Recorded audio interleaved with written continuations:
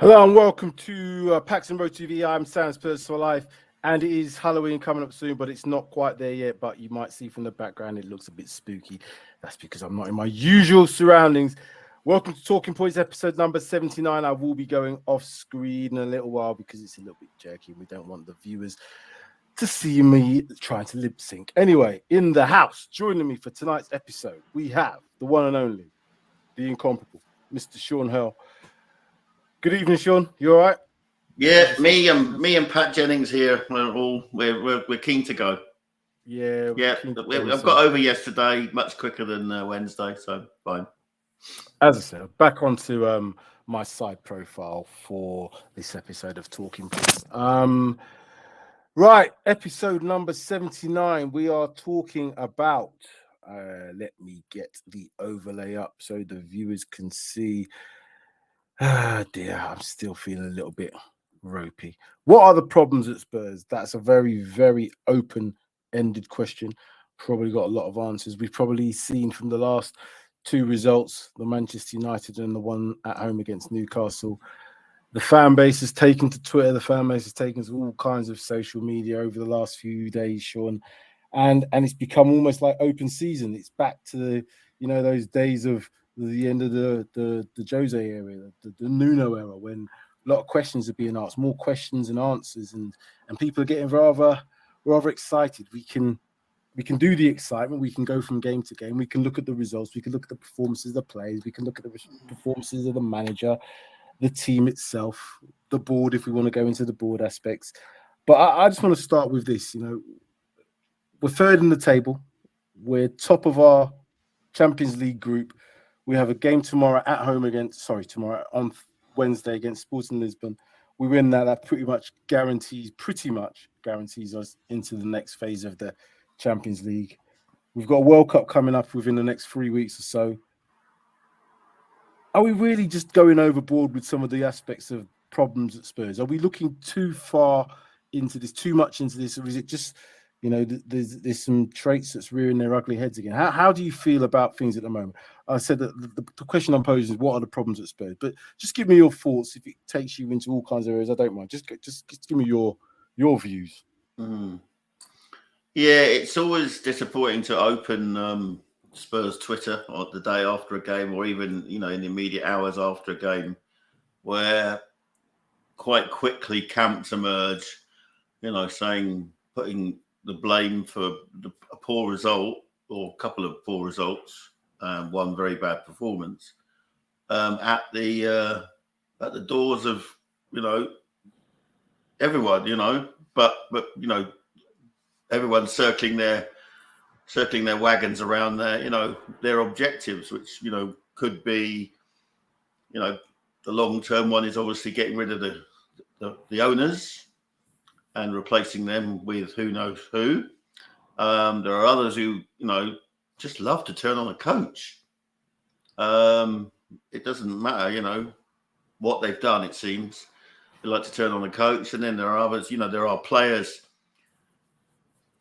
Spurs fans do love a scapegoat, and if it's a locally produced player, it seems to be even they pile on incredibly.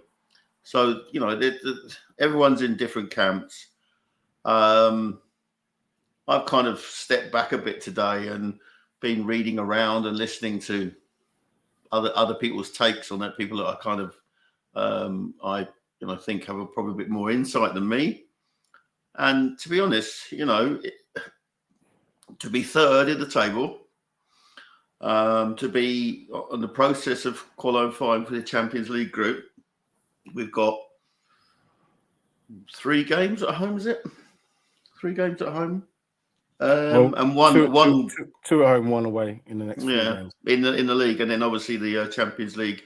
Yeah, it's. They're quite well, with the exception perhaps of Liverpool. They're winnable games. I do think there's a bit of collective madness going on in the minute. I don't think the owners are good for the football club. I think they've been good for the football club in terms of infrastructure, But in terms of football decisions, they've not been very good, and that's shown by, you know, the shortfalls that we've had. I think the coach is untouchable, in my view.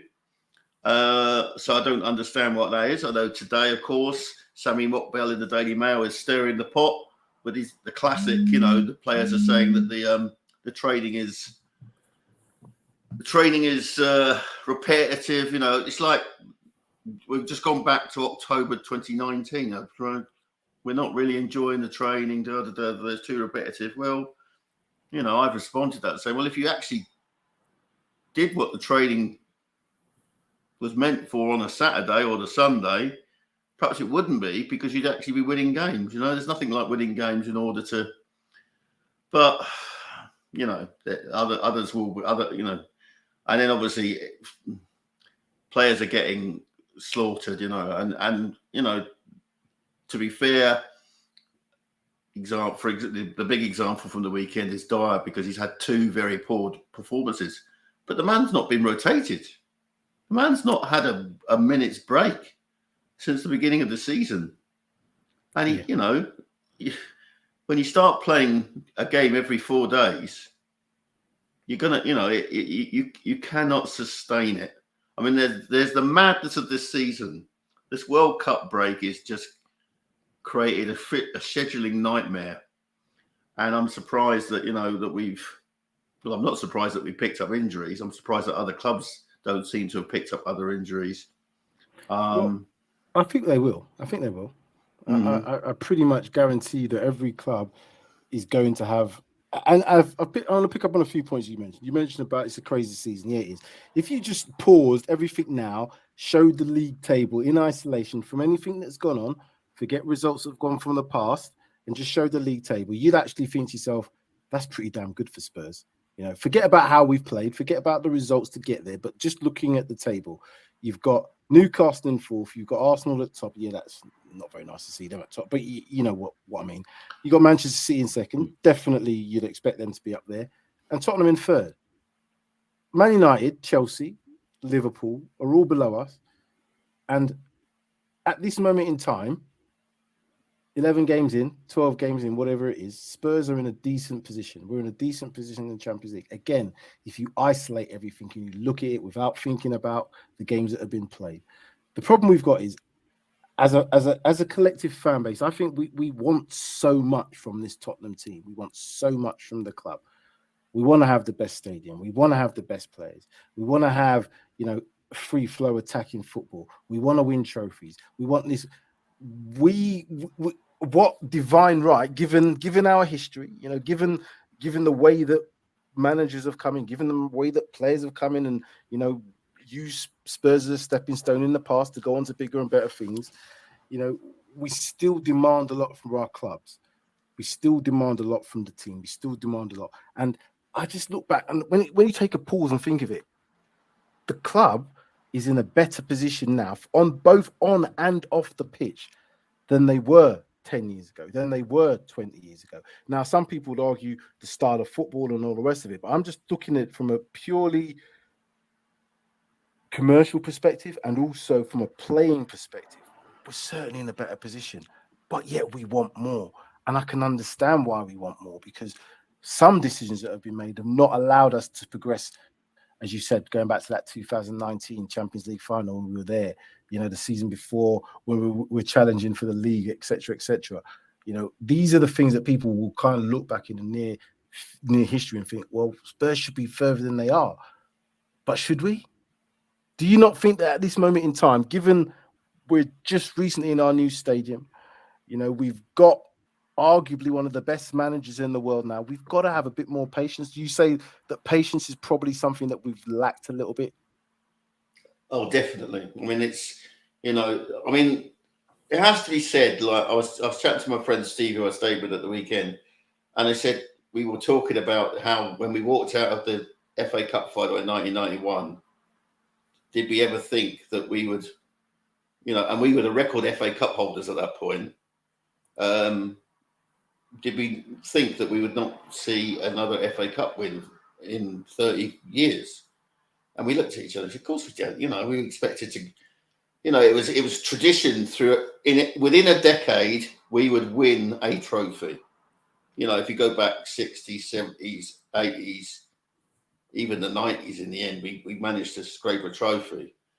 But since the new owners have come along, there are a number of that we just haven't done that. We've got that one League Cup in the 2000s and then nothing. And we've had some great footballers, we've had some great managers, but football has changed immensely, even in the last 20 years, let's say. Sky obviously started that, but it's been the arrival of the American sports owners and latterly it's the oil nation states. And if you look at the trophies, Manchester City have effectively put their hands all over the Carabao Cup. For the last 6-7 years, they've won the league. How many times in a row? And last 5, isn't it? Yeah, Chelsea since 2004 when Abramovich walked into town, they've won 75% of their club's honours in the year since 2004. 71%. It's not a level playing field, and everyone. But then everyone will go, but Leicester. But that was a freak season. It's not going to be repeated. It's not going to be repeated. I keep saying that to people. That Leicester season was an outlier, and we were in the mix and we didn't do it. But Leicester was an outlier. That won't happen again for years and years, if ever. Yeah. So we're not competing on a financial level playing field. Even if we get this Google deal, it doesn't bring us anywhere close to the money that's gone into the team that beat us yesterday.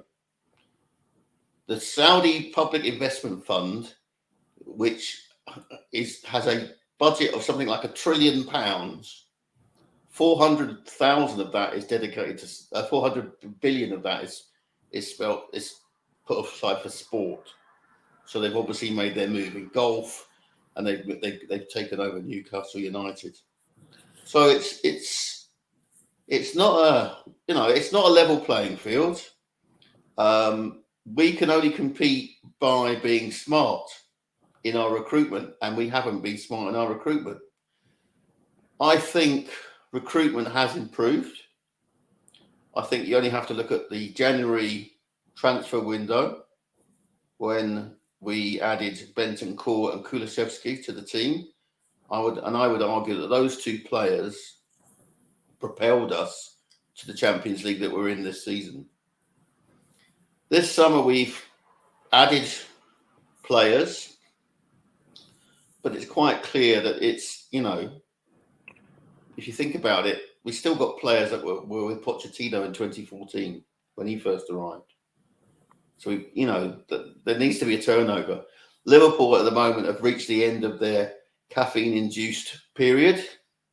Their midfielders got very old. They can't compete like they did in previous. Although, having said that, they gave City a good game the other week, and the only ones to have beaten City this season. So it's a different ball game. It's not the same. It's not, when I was watching football, teams like Nottingham Forest and Aston Villa and Ipswich and what have you had good goes at winning the title. It's not the same. It's not the same. And we can't expect, when we're competing with billions of pounds, to make it up on a stadium sponsorship deal, which is 25 million a year. 25? Yeah. It's not. Even over 10 years, that's not a lot, is it? No. It's canny recruitment. I think PRTv has been working behind the scenes. He's got a team together because he was having to carry it on his own when he first took over. He obviously saw what he saw when he arrived, and he saw it was broke. And he's obviously brought in that Steinson, and he's brought in Solar from Rangers to, because he has a preference in the Italian market. That's what he knows. But that's not to say he doesn't know the international market as well. So because I'm just gonna stop you on that Paratici thing, because this is where we can kind of combine the board thing, because I to some degree I agree. Some people say, well, it's the board. Yeah, the board have made mistakes, but the board have also invested a lot of money in the club. We've done a show previously on Talking Points regarding the amount of money that's been put into Spurs in terms of the players that have been bought, blah, blah, blah, all the rest of it. So we have spent money. We're up in the top 5 or 6 in terms of money spent over a 20-year period. That's given. Yeah, we're not in the leagues of the Manchester Cities and the Chelseas because they are on a different planet. But to say that we haven't would be untrue. What I would say is Daniel Levy and those boards have probably made a lot more footballing mistakes than they have commercial mistakes. You can see from where we are now, the commercial side of things seems to be where they are, and they're all good businessmen. You'd expect that. I think the admission of the footballing side of things came pretty much last year when Fabio Paratici came in. That to me was an admission from Daniel Levy himself to say, you know what, I'm kind of listening to what's being said. I'm hearing you people out there, and I say you people, I mean us fans, because I don't know how he looks at everybody. He looks at us as being very divisive, because as fans we are a bit divisive in this sense. But he would say, yep, I've listened and I'm going to try to now put things in place to implement a better footballing philosophy within the club. And that was one of the best moves. We all said that from last season. Again, we're only into this when coming into the last part of October. We're 15, 16 months into him being at the club. Now, we've had several transfer windows, but we've also had several managers in that time as well. So there is no real stability there, and this is why I think some of the problem Paratici's got to do a job as technical director, sporting director, whatever you want to call him, and bringing the football people in and bringing the right players in. But that doesn't help if your manager changes every 9 months. That doesn't help if you're not sure if this manager is going to stay beyond this season, because you really can't plan. We've seen the kind of almost at odds when you bring in players like Jed Spence. Was that Conte signing? He's made it clear that it probably wasn't. But the board have also suggested this is a player that they need for the future, because they can't just rely on buying players for the now. And I also agree with that too. But it's such a fine balance. And when it goes wrong on one side of things, and when you have the results that we've had and you have the style of play that we've had, everything then goes back to, well, we should have invested more. Well, the board should have done this. Well, the board should have done that. Yeah, they should have. But I think some of the things are trying to be rectified based on the fact that Paratici's been in place since July last year. But we've had a couple of managers in there as well, 3 managers in there since then. So how do you look at the long-term view and also the short-term view of how we're thinking? Because in the short term, I think we're all right. We've had bad results, yes. But even over the long-term view, are we going in the right direction, would you say, Sean? Yeah, I would say so. That, as I say, we're not in a position to spend £100 million on one player, and we don't have hands-on ownership unlike the other clubs do. So it's good that there is a recruitment team being built, and obviously they will be continuous. They will stay irrespective of the manager, and it's up to them to manage recruitment irrespective of who the coach is. They need to. They'll need to get someone who will play a back 3 or whatever if Conte decides to leave in the summer. There's nothing to indicate that he's prepared to do that. To me, he seems quite invested in Tottenham. He's, maybe he would like it to go quicker. Who wouldn't? We'd all love to do that. I'd like to see us win a trophy. I do wish that we'd take our domestic cups more seriously. But, that seems to be something that the great Pochettino brought to the club. To him, the only things that counted were the league and the Champions League. When, with a bit of bravery, we could have won an FA Cup. And he would be I think he would have cemented his legacy. I don't want him back at the moment. I don't mind seeing him as being a coach in future times, but I want him to go away and learn the game, because I don't think he's quite there. controversial it might be. Football was good, but we didn't win anything. And Yeah, he burnt out. He burnt out that squad. You know. yeah, and this is the thing that I kind of say as well, because we all have to admit. I'm not gonna sugarcoat. Our football is not the prettiest on the eye at this moment in time. It hasn't been this season. I think towards the back end of last season, as I said, going after the Burnley meltdown, I think we played some pretty decent football. I think I saw some really good intricate play. I see some really good goals. People forget about some of the goals that we scored in that period of the season. We scored some really terrific goals. Just have a look back and see some of those. And players are playing well. Again, we asked for a bit more depth in the squad. We got the depth. Now, I look back now at the transfer window. Was it a good transfer window? It was okay. It was okay because we got the depth that we needed, but it doesn't look like a good transfer window when you're not seeing a number of these players playing. I think we've also been hurt by injuries, more so to key players, and the key player at this moment in time to me is Kulishevsky. His absence from this team at the moment is really coming to light in terms of our creativity. That hasn't been addressed. We've also got players playing maybe under a little bit of fear, should I say, and they shouldn't be, because again, we can all see how Conte is. He's a very passionate manager. I can expect him to be very passionate in the dressing room, and if you aren't cutting the mustard, as they say, then he's going to be very passionate in his response to you. He's not going to be maybe as measured as someone like an Eddie Howe, maybe someone like a Graham Potter. But then again, do you want that? Do you want to know where you stand? But maybe, and then go back to the mentality side of things, some of our players can't deal with this. I mean, Jose was probably the same sort of effect in terms of that sort of manager that commanded that sort of respect and also probably didn't mince his words. We've seen in the documentary, he's very clear in what he's saying. We've seen how passionate Jose is, and some of our players didn't respond too well to this. Is it a case now that we've got a few too many hangovers from previous managers that we just need to clear the decks a little bit more, and we should then therefore give a bit more time to any manager that comes in until we have cleared these decks? Yeah, I mean, Lloris has been here 10 years, Dyer 9, Davis 8. I mean, the list goes on. I want us to be playing prettier football, but in the end, this season is distorted by the World Cup.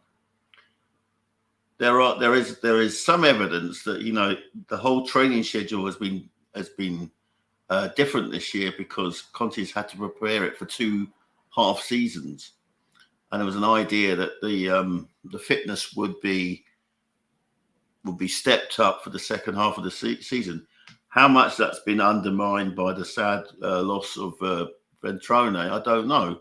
I mean, there's another factor that you can't get in. There is a very popular member of the coaching staff, very popular with the players, worked them very hard, but they respected him for it. Suddenly he's gone. And he was probably a big personality on a day-to-day basis in that trading scene, I would say. So it's there's a lot of things that have gone wrong this season, but I think those calling for Conte's head are way off the mark. I agree. Some of the players have been overplayed. That's maybe because there isn't an alternative. There is no obvious central centre back, for example, to cover Dyer. I think Skip will be a good replacement for both Højbjerg and Bentancur if they need rest. It was good to see him on the field on Sunday. But it's it's a marathon, not a sprint. Let's just get to the World Cup.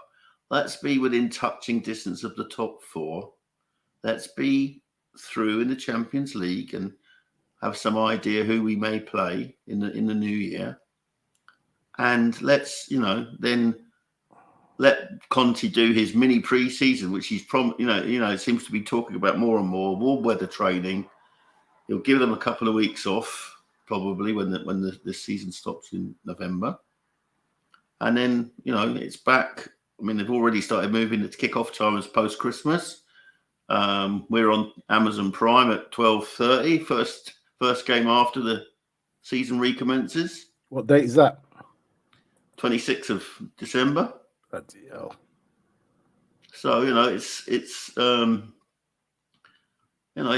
going to be it's a mad season. It's a season like no other because of this World Cup break. It is crazy. And it is a crazy. To be honest, my concern has been there's been no concern for player safety.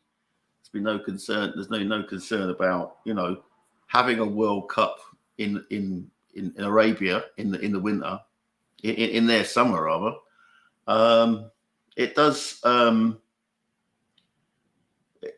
are so many factors that could. It's like spinning plates, isn't it? A football club.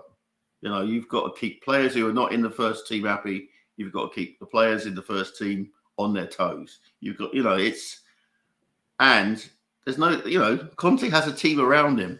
He's lost a big personality in Ventrone, a man who was was loved by the players. You could see the reaction in that game against Brighton, and that's probably. I still think there's a hangover from that at the moment, and that may be responsible for why the players have dropped off. It seems since there's definitely been a drop off. I think we can all see that, and I even think so much in the manager because I've looked at the decisions and I've questioned some of the decisions in terms of substitution. Now, again, I'm not going to question the team selection for Sunday's game. Because I think there was change that needs to be made. Again, we can all look back with hindsight. We can all look back at that. But you're right in what you're saying about the Ventrone. That's, again, how much has that affected Conte personally? How much that affected the players personally? It doesn't need to be a lot for it Their relationship, that is a very long-term professional relationship. I agree. Was a player. He was a player at Juve when Ventrone trained him. Yeah. And I think that there is going to be a little bit of a drop off because of that, but that's only natural. We always seem to think that these players. No, I'm not going to use that always, but these players are not robots. They are human beings. They have got families. They've got things outside of football. They have got lives. They don't just do this every minute of every single day, like how much we think that they do. They don't think about the game every single minute, like how we think. They have got other stuff to do. Now, the manager might be perfect example is Richarlison coming off of that last international break. Yeah, he had a great game, but he was racially abused. Yeah, it's you cannot. I mean, for obvious reasons, I've never been in that thing. You're more experienced with that than me, Sam. But it's horrible. It's how you deal with it. Thing. And he's a very emotional boy. You saw it. He was crying when he came off the field when he was injured the other week. And that's what the Brazilians love about him because he is like a little boy. And I just think sometimes our fans demand too much. I would like us to play better, as I said. I would like, I'd like us to be top of the table, blah, blah, blah, blah, blah. But we've lost. I think for me, three league games. I just want to see, or I want to see more, which is more apparent to me, a bit more trust in some of the squad from Conte. I'm not going to, I'm going to question decisions because that's what we do as fans. We're going to make our own, opinions about how we would play the game. I see the game in a certain way. You see the game in a certain way. And obviously the manager sees the game in a certain way. So we're all going to have opinions on that. There is no right or wrong. Obviously the manager is the person that's making those decisions and you have to go by what he sees in training every single day. So I'm not going to question it from that perspective. But what I'm going to say is I just want to see a bit more trust in some of the players that we've got because I've mentioned it time and time again. We're going to need every single one of these players at some point. Even the likes of a Harvey White might need to be playing for a few minutes. I know we haven't seen likes of Papi Sarr do much. We haven't seen Gil do much this season. We've seen Basuma now start to be integrated. We haven't seen enough of Jed Spence. Are these players going to be trusted at any given time? Because what I don't want to happen is similar to the Richarlison and Kulusevski situations, we get 2 injuries in quick succession that kind of disrupt our front line. And now we're relying on 2 players who, again, both of whom we've known that they had injury records in the past, particularly Kane. And we're going into a World Cup in 3 weeks' time. These players, I don't think they want to, well, they obviously don't want to get injured. So are they playing a slightly within themselves? It begs the question whether most of these players who are going to the World Cup are now at this present moment thinking even a bloody, you know what I mean, a slight knock here could jeopardize me a couple of weeks. You know, they are human beings are gonna have this sort of thought process. So we have to take these things into consideration as well. Maybe, as you said, if we could get to this World Cup being in that top 4, we get the players back, we see where we are again, the mini pre-season. It's a sprint then again. It's another part of the season to go. Do you still feel confident that Conte will get the best out of the whole squad and not just his favourites? You're on mute. I'm not sure. I mean, he got the best out of 14 players to get us into the Champions League. So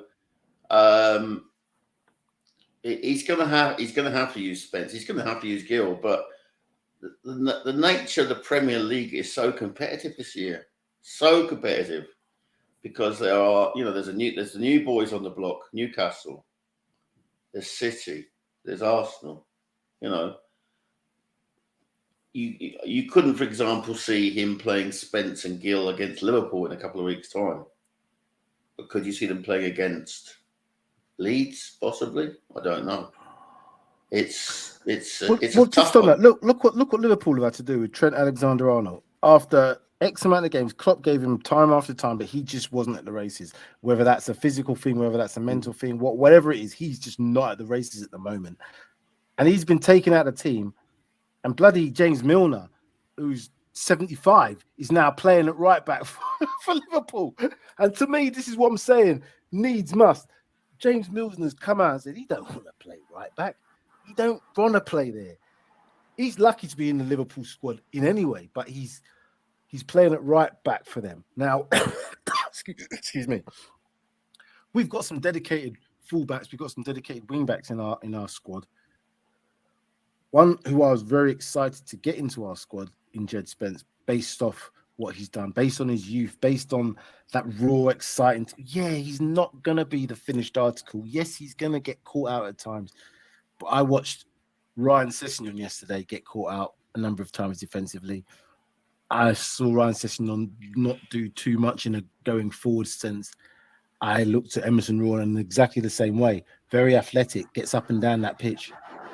Contributed a bit defensively, contributed a bit in attack, but nothing that's going to make me think, wow, yeah, that was some excitement there. I got me off my seat. Never once did I get off my seat when I saw him on the ball getting down that right-hand side. And the same for Sessegnon. I got off my seat a couple of times yesterday because we had some really good chances we didn't take. But what I want to see is these players get an opportunity to at least prove, even if it's to prove to the manager to say to us, there you go. That's why. Yeah, I mean, wing back is such an important. It's probably the key role, I think, in Conte's system, and we don't have quality in those positions on either side of the field. I'd say we have players who can play, you know, adequately, but not with quality.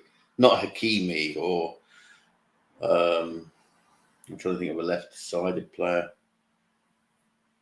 I can't think of one off the top of my head, but you know that kind of quality, and you know that will, you know, advance the ball, will cross, and we'll have an opposite number coming in at the back post.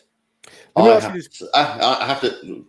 I mean, just one point. Sorry. On Sessegnon, I'm starting to think it's not going to happen for him. I have to be honest. And you know what? The more I've watched him live, the more I tend to agree. And the reason I say that is not because I don't think he's got the talent. I think he has it. And a lot of football has got a lot of talent. I think the mental side of his game is where he's going to fall down.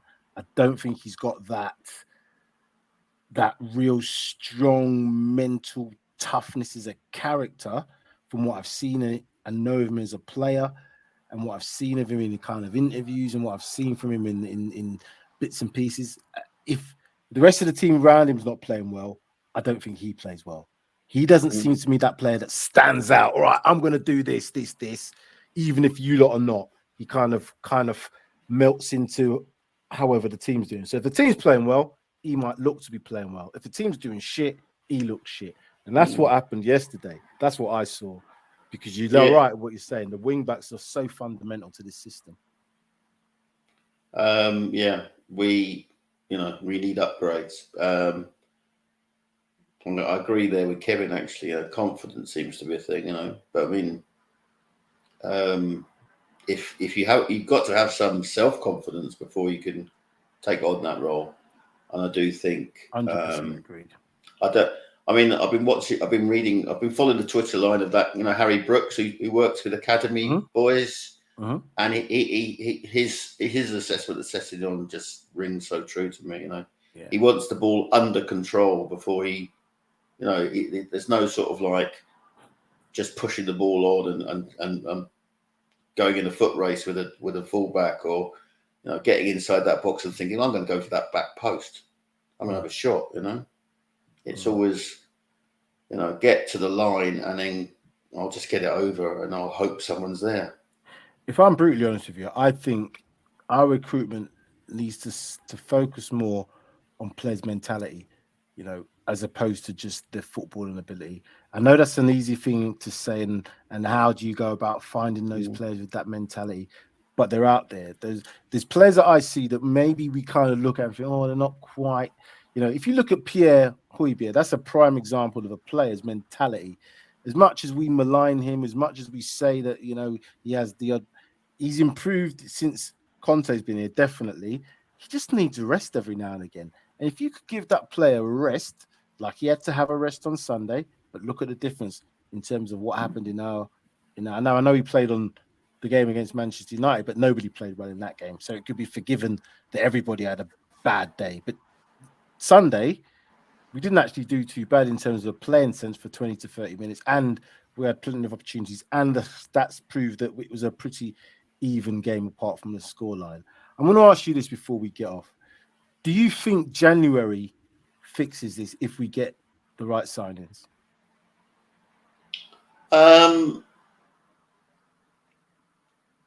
January can go some way to fixing it. I don't think it fixes it. No, it's historically a difficult month because teams become desperate if they're down the bottom, so that they're prepared to overpay. And teams that are with a chance of Europa Conference League, they'll want to improve as well. It's a difficult league, and unless they've scouted a player for a long time and he's within the last 6 months of his contract or something like that, then it's difficult to pick up a player on the cheap. It may be that I read that Conte's been promised things in January. I don't know. We need new people. We definitely need a deeper bench. Whether that's going to happen, I don't know. I think it's quite a key window. It will say a lot about what happens for the season, I think. But we need a player to challenge Harry Kane. We need a player that comes in and challenges both those wing backs, whoever they may be. We need a player to come in and challenge Dyer for that centre back position. I think if we get that right, because I think centre midfield, I think we're capable in there, even if you play three in there, with the four midfielders that I've considered: Bissouma, Bentancur, Højbjerg, and Skip. When they're all at the races, that's a good combination of midfielders, and that's in the whole league. You can throw in there a Pape Sarr if you want to, and maybe even you could even say Dyer could go into midfield if you wanted to. But we're kind of like scraping the barrel if we're going into that. But I still think with those four midfielders, we've got a pretty strong midfield. Wing backs, I think we need to get something, or we see if these other ones that are not playing can do anything. I agree with what Sid was saying. I think Perisic at this moment in time cannot play every single game in the Premier League. It's not possible for him physically, and he's also got the Champions League. So I would consider him to be more of the Champions League player, and maybe the odd league game here, but to have somebody else to come in who's just as quality and can feel in those, like how Reece James can come in, in a team like Chelsea does, take over. I mean, obviously there's a player who's normally our employee, but is trading his business at Udinese this season. Yep. And I mean, he sounds like he's having the ball, but you wonder how he's going to feel should he turn up next July, and Conte's no longer there. That's a concern. You know what I watched the other day when I watched Nottingham Forest versus Liverpool, and a lot of people are not going to like this, but I watched our friend Sergio Aurier play man of the match for Forest in that game, and I just think, is that a player that we just got out of the club too quickly, given the fact that he wanted to play wing back anyway, he didn't really want to defend, and now we're crying out for a player to attack. Oh, he wanted to go. He wanted to go as well. I know. I mean, you can't hold a player. I mean, in the end, we had to buy him out of contract. I mean, although suspiciously he got a deal with Villarreal almost immediately, but that's part of it. That rankles a bit, So it's the football dark. I mean, look, Trippier was on our books. He had a decent enough game on Sunday. Kyle Walker-Peters, until he's got his hamstring injury, was doing all right with Southampton. And they're better than what we've got. Yeah, we could. But that's on Levy. That's on Enoch, because that's pre-Paratici, and it was they were those decisions. Yeah, and again, there's a lot of things that go down with some of these. Some of these times players want to go. Some of these players probably haven't played. Some of these players probably wanted more money. Blah blah blah. We know the Eriksen situation. We know about that. So there's a lot of things that go into the reasons why players come and go. But ultimately, had we kept some of the players that had gone, we could be in a really, really good position now. But there does need to be an upgrade in certain players now. I'm looking at Hugo Lloris, and I'm thinking to myself, his time's come. I think it should have been this season. We didn't go out and get that keeper that we should have got, and there was keepers available. I think it's going to be tougher next season. I think it's going to be tough because these players, they don't come around that easily. We're looking at All Black from Atletico and all the way. He's not going to be cheap. Do you know what I mean? It's not an easy thing. Well, it depends on the length of his contract. That's enough. Yeah. Okay, fair dues. But I think we've got some upgrades to do, Sean, and I think it starts in January. If I'm honest with you. I mean, people are already compiling their lists. I saw a big long, a two-tweeter today, sort of a list of to keep, or or untouchable, keep, get rid of, get them out of my club. That's kind of labelled like that. But I mean, until Wednesday last week, Eric Dyer had been having an okay season.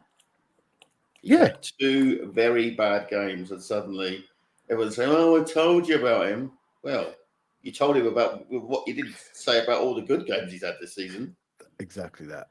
Exactly. And the keepers, I guess we could say the same thing for Lloris as well. When you're in those positions, your mistakes tend to lead to opportunities at up goal or a goal.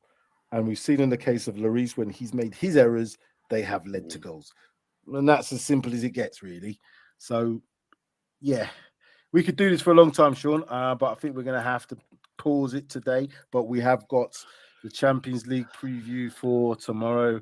Sid's be hosting that. Obviously, our game on Wednesday night against Sporting Lisbon, which is a must win. Hopefully, you and I can meet in real life on Wednesday night. We have already met in real life on Wednesday. But you know what I mean? Actually, get our diaries together. Yeah. Well, that'll be good. That'll be good because I'm going to be traveling. I'm not going to be traveling this far, so it'll be good. I just hope for that. To me, it's all about results. Come Wednesday. I know people are going to want to say, "Oh well, see the performance is not there. It's not sustainable." But at this moment in time, given two losses, particularly one being at home, we can't have 2 home games on the trot. That's just, you know what I mean? That will really start tongues wagging.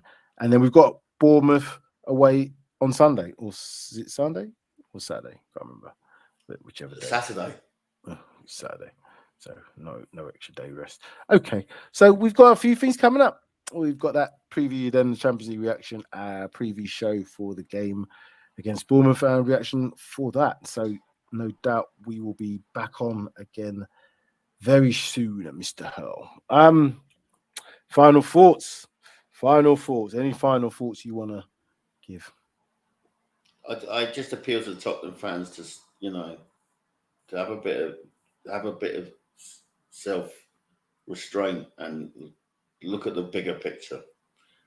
We're not in the worst. You know, I'm sure there are a dozen football clubs in the Premier League would swap our position for theirs, and I want better football. I would rather we had different owners, but you know, it's a wish list, and it's an unachievable wish list to get rid of these owners, because do you and I have do I have £1 billion down the back of this sofa? No, I don't. And even if I did, I don't know whether I'd spend it on Tottenham Hotspur. It would break my heart. I think, you know, to be fair, I think Levy might well, you know, they might well have sold if they'd won something. I just think you know, we talk about Conte's stubbornness. I think Levy's a stubborn bugger too, and he doesn't want to sell until he's seen them win something. But it's not the right time to be selling anyway. Anything of that nature. Good God, no! I mean, have you seen the world economy? There's a war on the edge of Europe. There is not. There's times to sell and there's times not to sell. I would suggest this is probably not the time to sell. Certainly in a market where judging by the WhatsApp chatter on Paxton Road, the prices that some people think we're going to get are a little bit divorced from reality. 25 billion? I don't think you want to. Yeah, someone put 25 billion. And I'm going, well, Chelsea was sold for 3.5. And they were forced to sell, you know. Jeez. It's madness. It is madness. It's crazy. We'll have to calm down. It will get better.